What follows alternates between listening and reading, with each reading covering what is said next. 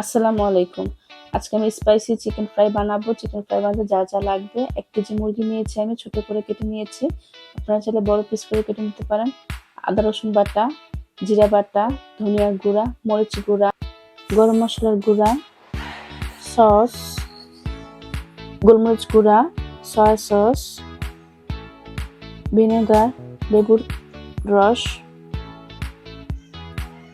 লবণ, ময়দা, কর্নফ্লাওয়ার, একটি ডিম দিয়ে সবকিছু মাখিয়ে নিব আমি।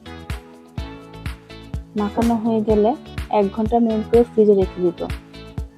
১ ঘন্টা পর ফ্রিজ থেকে বের করে ভেজে নিব।